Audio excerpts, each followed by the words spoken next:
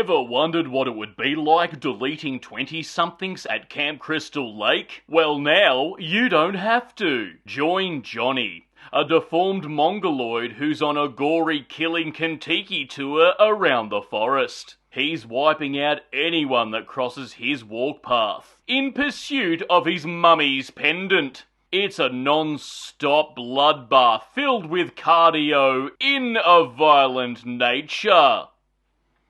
Hello there, you loose units, and welcome back to another episode of Spicy Boy Reviews. I'm, of course, your host, Andrew Isles. That's right, In a Violent Nature, directed by Chris Nash. No relation to wrestler Kevin Nash, who blew both his quads after I mentioned his name. But this director is known for directing a bunch of short films, along with his other feature film, besides this one, being the horror anthology called The ABCs of Death 2. We meet Johnny, a Jason Voorhees type who awakens in a dilapidated fire tower in a forest in the middle of nowhere. He is summoned after someone has stolen his mother's gold pendant necklace, which can only go well.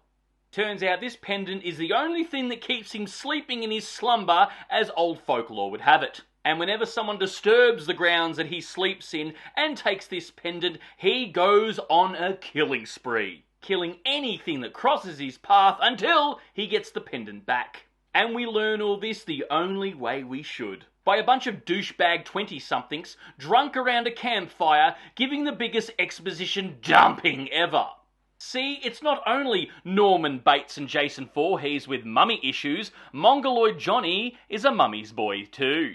We also learn that Johnny is deformed due to a prank gone wrong many years ago. It ended in tragedy, and now he curses the town with his presence. Somewhere Jason Voorhees is saying, "My ears are burning." If you've ever wondered what it would be like seeing a slasher movie from Jason Voorhees' perspective, this film is it. The movie is 50% extremely gory, over-the-top creative kills, and 50% walking. A lot of walking.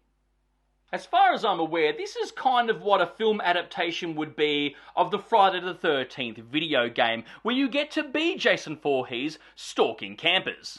I've never played the video game, I've heard good things about it, but I imagine this film is pretty much what it would be like. We usually see slasher films, obviously, from the camper's perspective. You know, it's scary, creepy, gory, and the tension is sky high. However, we never see it from the slasher villain's perspective. And in hindsight, it's not really that exciting. This character of Johnny is very much like Jason Voorhees. He's just a mindless killing machine. I'm not even sure he gets any enjoyment out of the slaughter and the murder. It's kind of something he just has to do.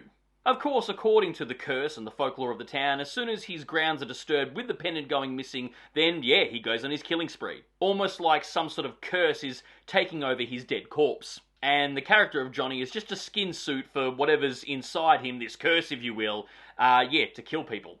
In saying all this though, the film is a very interesting concept. Although there is a shit ton of walking and not much is happening any real given time, I did enjoy the campers, in earshot of Johnny, complaining and wondering who's killing them all off. And they're unaware that he's right next to them or behind them until it's way too late. And the campers are ticking all of the cliche boxes. You've got the loser-ish guy who's just looking at getting lucky, the closet lesbian who's experimenting with the only girl who's out of the closet, the douchebag arsehole jock, of course, the best friend of the jock who is secretly in love with the douchebag jock's girlfriend, and of course the final girl being the girlfriend. And you get all this character cliche explanation just an earshot of Johnny as he's stalking the campers. The makeup effects and gore in this film is absolutely top notch. A lot of effort and love has been put into that aspect of the film. And the scenery is really beautiful to look at. They filmed on location. And I've got to thank the filmmakers for that, not draining the film of colour, doing that cliche modern horror film. It's really colourful and vibrant. And Johnny even gets his slasher mask and chosen weapon of choice. It's a vintage firefighter's mask and a hook with a chain.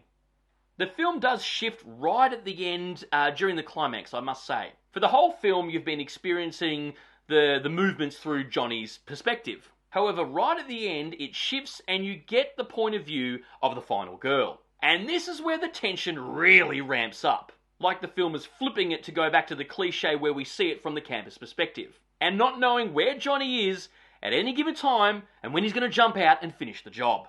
Given the criticism of this film of being considered boring, I suppose, and a lot of walking, as I aforementioned, and seeing it from Johnny's perspective, I got to admit I really enjoyed it, and it was a nice little experiment. And those kills are gut-wrenchingly gory when they happen.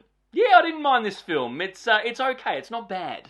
Not sure if it's going to get a sequel or a franchise, if you will. It may. And I will say it has somewhat of rewatchability about it, especially with dat gore. Anyway, guys, that's my cheeky review of In a Violent Nature. I didn't mind it. Anyway, guys, write down below if you've seen it. What are your thoughts on it? But of course, more importantly, what is your favourite slasher franchise?